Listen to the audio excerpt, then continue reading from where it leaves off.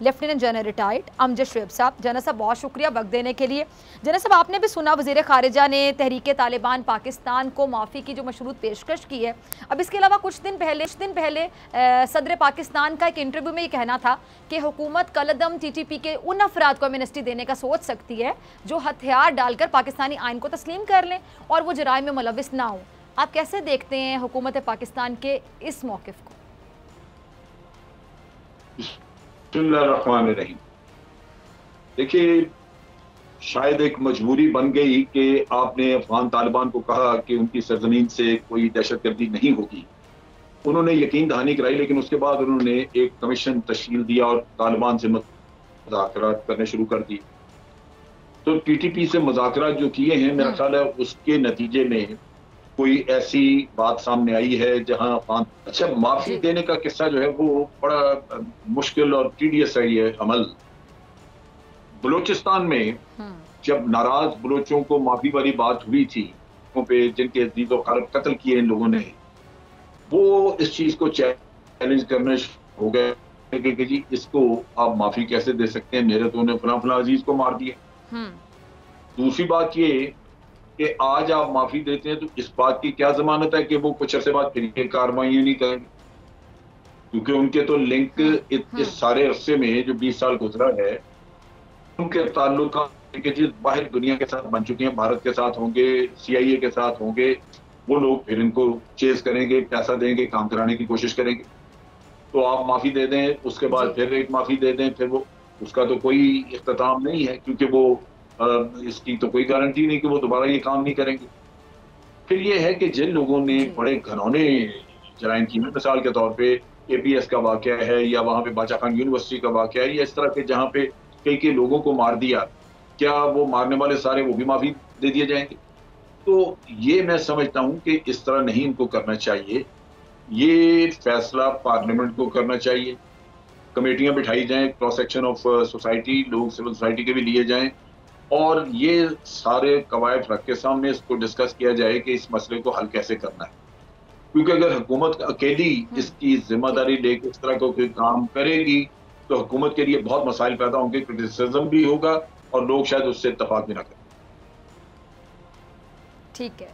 अच्छा जनरल साहब, कौमी सलामती के मुशीर को ये लगता है कि जी मगरबी ममालिक की जो अफगानिस्तान के लिए इंतज़ार करो और देखो कि पॉलिसी है वो बहुत ज़्यादा तबाही लाएगी, आपको क्या लगता है कि वाकई ऐसा है? और ये मैं आपसे जानना चाहूँगी कि जो मगरबी ममालिक हैं इंसानी बुनियादों पर अफगानिस्तान की मदद तो करना चाहते हैं क्योंकि ऐलान कर रहे हैं, लेकिन आलमी बरादरी अफगानिस्तान में नई इंतज़ामिया से रब्ता भी नहीं कर रही है, तो ये आपको इनका दोहरा मेयार नहीं लगता? मतलब बेसिकली वो चाहते हैं क्या है? जो कह रहे हैं वो चाहते भी हैं ना नहीं चाहते हैं? देखिए, आलमी बरादरी कुछ न कुछ राब्ते भी कर रही है। आपने देखा कि सिराजुद्दीन हक्कानी जो कि जिसके हेड मनी भी रखा हुआ है अमेरिका ने, उन साहब को जाके यूनाइटेड नेशन के ये इसके जो इमदाद वगैरह देने के लिए जो हेड है उनके उसके मिशन के, वो जाके मिले हों। तो उनको मुकम्मल तौर पे आइसोलेट नहीं रखा। लेकिन एक चीज़ है कि आप देखिए, मुझे भी खदशात हैं, चाइना को हैं, सबको। यही अभी हम बात कर रहे थे दहशतगर्द लिख के उन्होंने एक अंडरटेकिंग दी है कि उनकी सरजमीन से कोई भी दहशतगर्दी किसी के खिलाफ नहीं होगी। और अब डिलीवर करने का वक्त आया तो आपको कहें अच्छा जी इससे आप मुज़ाकरात करने, उससे आप करने, आप बताइए कि क्या ये कॉन्डक्ट उनका दुरुस्त होगा। इसी तरह और भी जो बातें उन्होंने कही थी कि जनाब हम ऑल इंक्लूसिव गवर्नमेंट बनाएंगे, उन्होंने नहीं बनाई।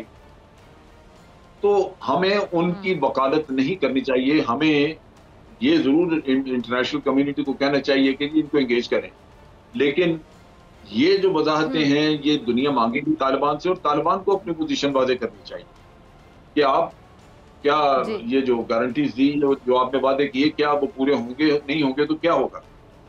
अगर कल को फिर दहशतगर्दी वहां से शुरू हो जाती है दोबारा, तो मैं समझता हूँ कि उसके चांसेस मौजूद हैं, क्योंकि जब तक आप दहशतगर्दों को वहां पे कलाकमा नहीं करते तो वो इधर उधर सोसाइटी में होंगे, वो फिर काम शुरू कर सकते हैं।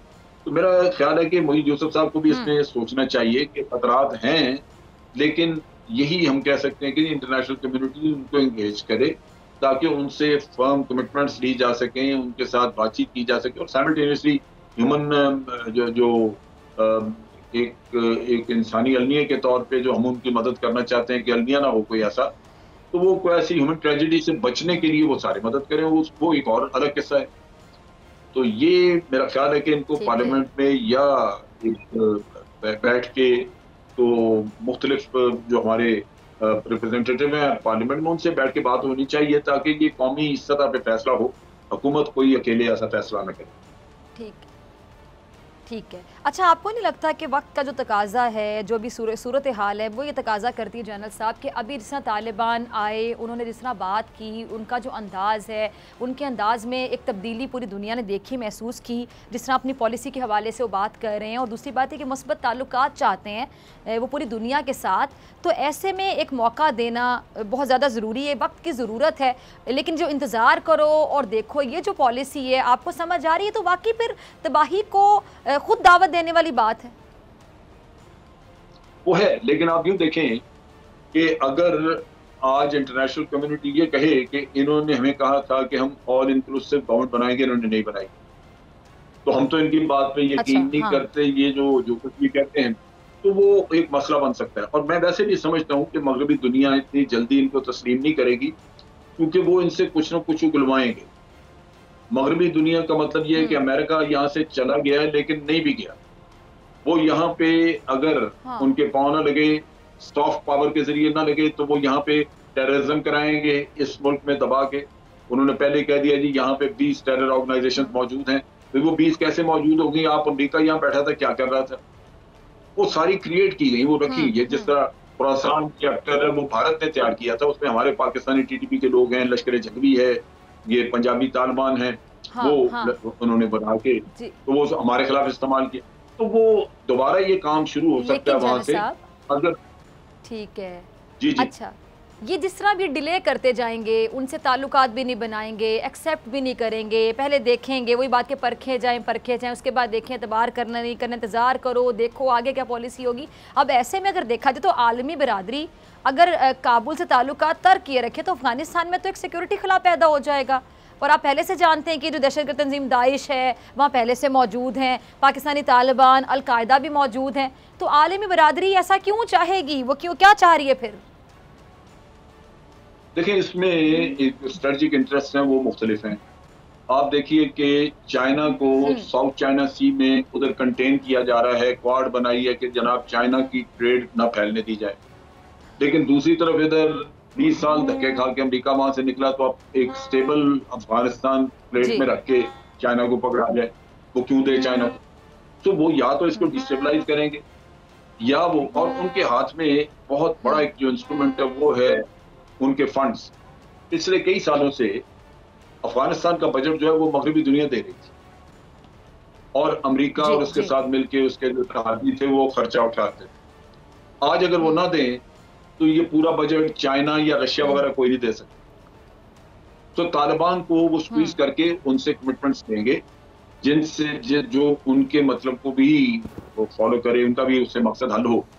तो ये इसमें थोड़ा वक्त लगेगा, क्योंकि हर उनके अपने मुफादात। ठीक है, वो हमारे लिए मसला है कि अगर अफगानिस्तान में स्टेबिलिटी आती है तो पाकिस्तान के ऊपर इफेक्ट आएगा, अमेरिका की सेहत पे तो कोई असर नहीं पड़ता।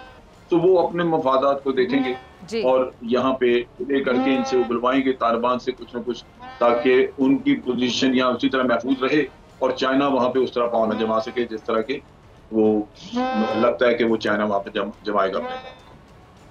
ठीक है।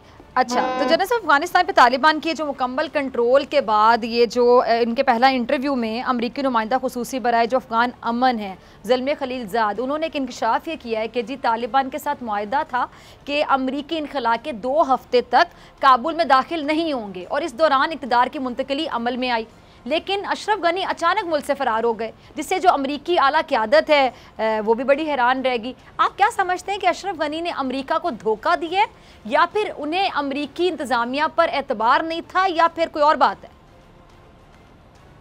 जो अशरफ गनी ने खुद कहा है, उसने 2 बातें की। उसने कहा जी मैं नहीं चाहता था कि यहाँ खून खराबा हो। ये गालिबन उसको उस वक्त अंदाजा नहीं था कि तालिबान आके आम माफी दे रहे हैं। दूसरा, उसने कहा कि जी मेरे साथ भी उन्होंने वही करना था जो उन्होंने डॉक्टर नजीबुल्लाह के साथ किया था। इसका मतलब है कि उसको ख्याल था कि मुझे भी फांसी दे देंगे। तो ये उसके अपने फियर्स थे, ठीक है, जिसकी वजह से वो यहाँ से भाग गया। वरना तो अगर ठहरता ठीक है, तो मेरा ख्याल है कि शायद मुज़ाकरात आगे चलते। अशरफ गनी बचाता रहा अपनी सदारत और उसने बड़ा डिले किया जो यहाँ तक पहुंच गए। दूसरा जो मसला है जिस पे खलीलजाद बात नहीं कर रहे, वो है अफगानिस्तान की आर्मी। अगर तालिबान को वो काबुल के बाहर रोकते तो तालिबान को वैसे 2 हफ्ते लग जाने थे, 2-3 हफ्ते लग जाते उनको काबुल में जाते, लेकिन जी, उनकी आर्मी ने जी, कहीं रेजिस्टेंस नहीं किया। तो जब आर्मी रेजिस्ट नहीं कर रही तो फिर ठीक, तालिबान क्यों बाहर इंतजार करेंगे? तालिबान अंदर नहीं जा रहे थे। उन्होंने जब देखा कि यहाँ पूछने वाले कोई नहीं, खाली मामला, तो वो चले गए फिर। तो ये इनको ज़रमे खलीलजाद ठीक है, वगैरह को ये भी देखना चाहिए। और उसकी सारी वजह यही थी कि जो आर्मी थी, करप्शन में मुलव्वस थे लोग, उनके अकरबा परवरी थी। अशरफ गनी ने अपने चेले चांटे जो हैं वो ऊपर सीनियरिटी में बिठाए हुए थे, लेकिन जो प्रोफेशनल अच्छे ऑफिसर थे इनके, उनका पता ही कोई नहीं था। ये जनरल समीउल्लाह सादत ने पीछे दिया इंटरव्यू, जो कि इनका बड़ा वेल क्वालिफाइड जनरल है, बाहर का पढ़ा हुआ। उसने ये सारी चीजें कही, उसने कही जी, हमारी जी, आर्मी का बेड़ा गर्क इन्होंने करा। तो वो लाजमन फिर नहीं लड़े, उनको ज़हन में ठीक। होगा कि जनाब ये हमें अपने मकासद के लिए हमें मरवाना चाहते हैं। सब्सक्राइब करें और बेल दबाएं ताकि कोई खबर रह न जाए।